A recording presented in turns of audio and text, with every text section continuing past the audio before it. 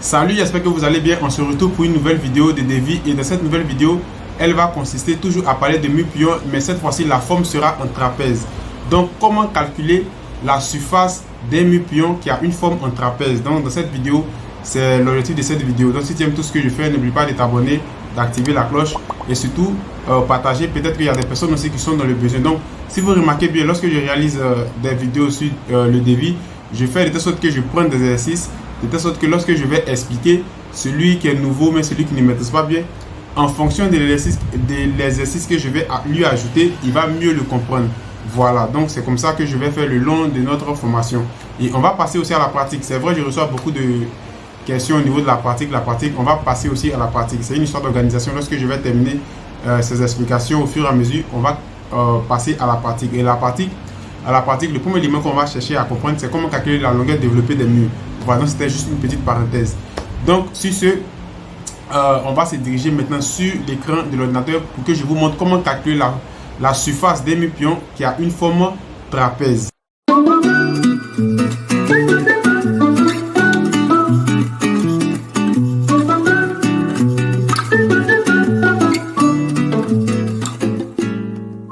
Comme je vous l'avais dit au début de la vidéo, elle va consister à vous montrer comment calculer la surface d'un mur pliant qui a une forme trapèze.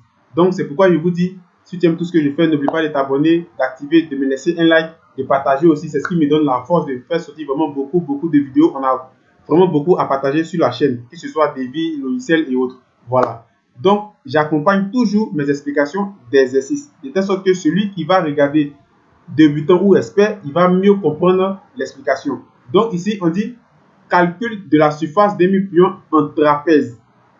Vous comprenez? Donc on dit dans certaines régions, les murs pliants prennent une forme plus trapue, excusez. Donc la hauteur du mur pliant n'est plus de pic. Donc ça peut arriver.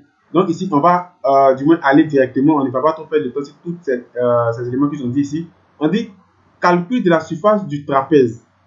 D'abord, tu dois savoir calculer la surface du trapèze. Donc, tout va dépendre des formes que vous avez. Ça peut être trapèze, ça peut être cylindre, ça peut être carré rectangle, ça peut être triangle. Tout va dépendre de la forme. Donc, vous allez faire. Donc, ici, on met entre parenthèses. Excusez, pas entre parenthèses, on met deux points. On dit, nous avons besoin de la hauteur ainsi que des deux longueurs. Nous avons besoin de la hauteur ainsi que des deux longueurs. Donc, ici, on vous montre comment on calcule la surface du trapèze. Voilà. Donc, il faut connaître toutes ces formules-là. Ça peut arriver que tu vas tomber sur une construction qui est très compliquée en fonction de la forme. Le devis dépend de la forme de la construction. Plus la construction est complexe, plus le devis sera complexe. Plus ta construction est simple, plus ton devis sera simple à calculer. Donc, ainsi, voici les formules à appliquer. La surface du trapèze égale à L1 plus L2 multiplié par la hauteur divisé par 2. Donc, on va comprendre qu'est-ce qui est L1, qu'est-ce qui est L2. C'est pourquoi il y a toujours un exercice qui se trouve toujours en bas pour qu'on puisse comprendre ensemble. On dit exemple. La hauteur du pion, c'est un exemple. On dit exemple. La hauteur du pion fait 3 mètres. Donc, vous voyez ici, la hauteur du pion fait 3 mètres. On dit la longueur totale 7 mètres. Donc, la longueur totale, vous pouvez voir la longueur totale juste vers le bas ici.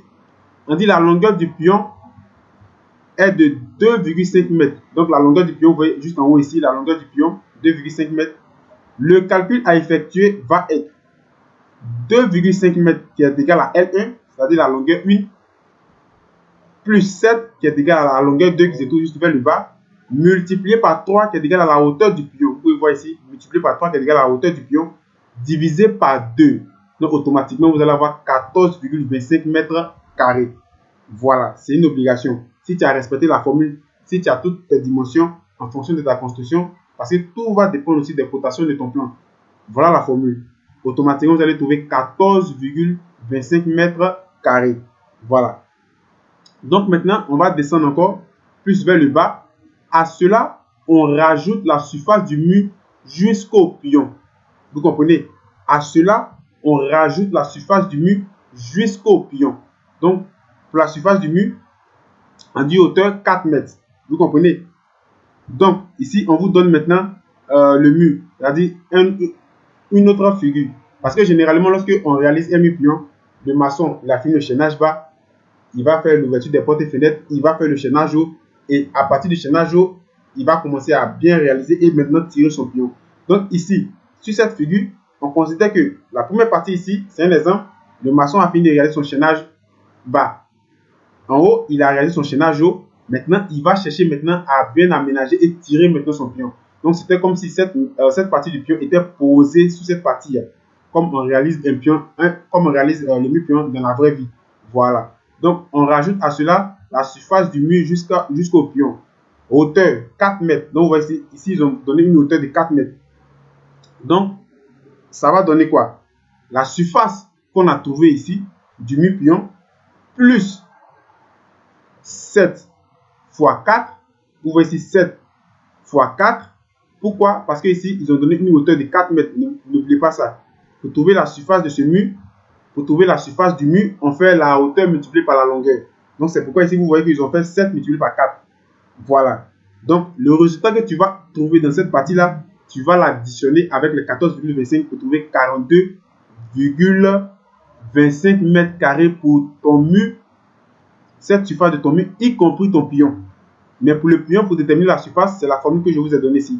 La longueur 1 multipliée par plus la longueur 2 multipliée par la hauteur divisée par 2. Donc, tout ce qui est en rapport avec les mesures hautes, tout va dépendre du plan que vous avez dans votre bras. Donc, vous voyez ce que je suis en train de vous dire ici. Le maçon a fini son chaînage bas, il a fait son chaînage haut. Donc, maintenant, on va ajouter maintenant ce pion là-dessus. Donc, vous voyez, en réalité, c'est quelque chose comme ça, ça va donner sur le chantier. Voilà, donc, vous voyez maintenant. Ici, on va vous dire maintenant la formule que vous devez réaliser lorsque vous avez une maison, vous voulez tirer un pion en forme de trapèze. Donc ici maintenant, ils ont pris l'explication 1, ils ont pris maintenant l'explication 2. Donc l'explication 1, ça va donner quoi? La hauteur multipliée par la longueur pour déterminer la surface du mur, la surface, c'est-à-dire le mètre carré qui se trouve juste ici, plus la longueur 1, plus la longueur 2, multiplié par la hauteur divisé par 2. La surface, lorsqu'on veut déterminer au niveau du trapèze, juste ici, regardez juste ici.